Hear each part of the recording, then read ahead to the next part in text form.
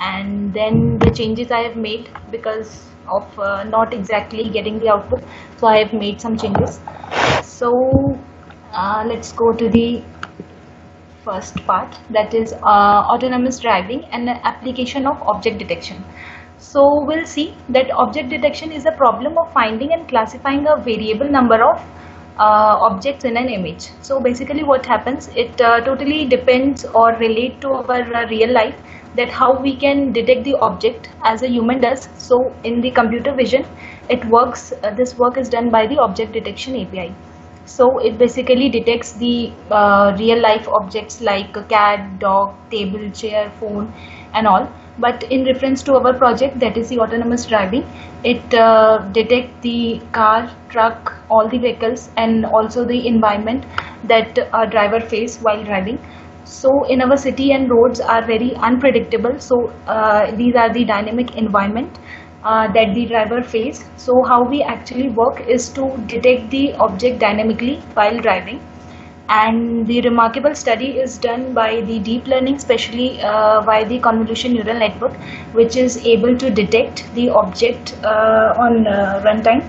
And actually it is a feature extractor neural network which detects or extract the feature of the object, and with the help of it we are able to detect what object basically belongs to, whether it is a cat, dog or it is a car, truck.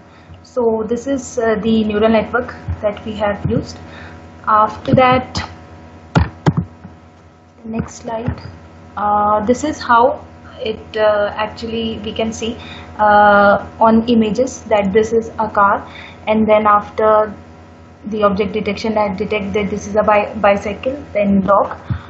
After that, the Tensorflow Object Detection API. This is the API launched by the Google, and it works on the top of TensorFlow, which makes the training and deployment of the object detection very easy.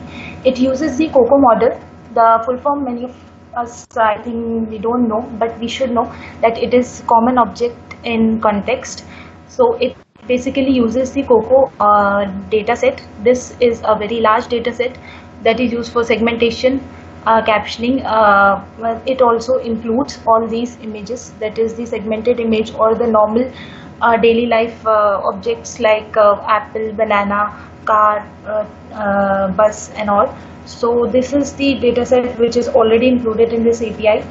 So this is how we can use it, and now I'm going to tell you the procedure. And in this we have already used the object detection API, then that I will discuss later. So first of all, the procedure that sir have also shared the doc with us. So this is the first step: use already prepared instance from the cloud or make your own instance. So first of all, one thing that I will let you know, that we have worked this on the cloud. So we have to use any already made instance, or we have to make an instance.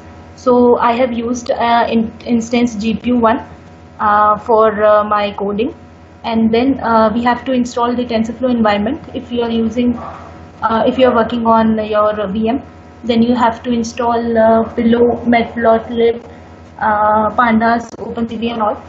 After that, there is a Jupyter configuration in which you have to create your own firewall routes, so that you can find your port number, which you from which you can access your Jupyter notebook via your external IP.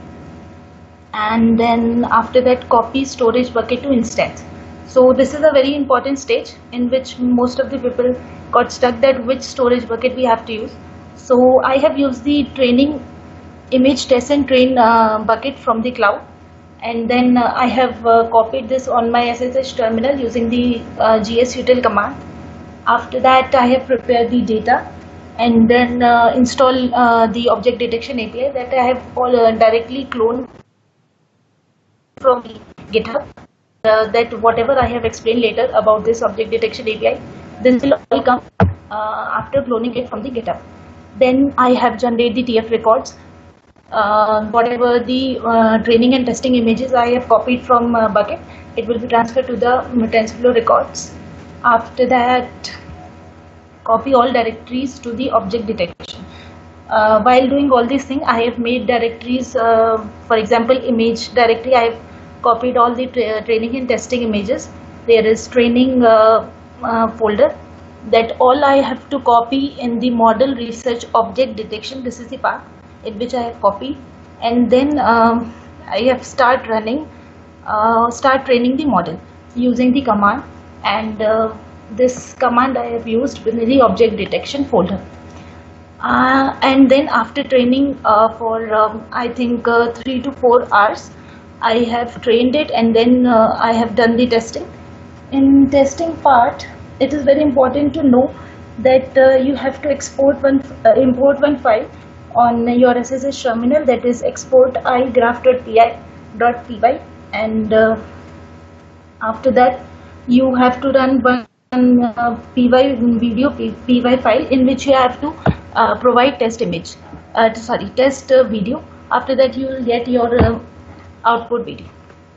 So this is the whole procedure what I have done. This is the exact problem that I have faced. So that I have also told you the Jupyter configuration step. What some people don't know is to detect the TCP port. So this is how you can get to know your port by creating your firewall rules on the Google Cloud. The next problem that many of the people faced and also asked me is this one. What storage bucket we have to use? That I've also mentioned before, that image test and train. After that, inside that there are many py files. Find if you search it. After that, how to use .py file from bucket? You can use GIS util folder, and if you are uploading a file, you can directly upload from the setting button in the SSH terminal. After that, how to restart your training? Okay, in the training time, what happens actually, it is a very 3 to 4 hours training. So what I have done, in mid I have stopped it because of some reason. So if you want to restart it, you can just go to the training folder and check your recent checkpoint.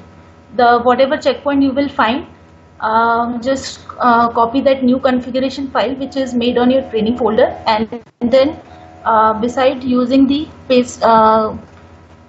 SSD mobile config file, you can do that with the new config file that you can get in training folder, and also see your latest checkpoint.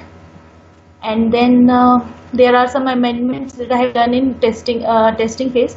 First of all, there is this file export inference graph.py. You have to first upload this, then after that this command will run. Then this is the model.ckpt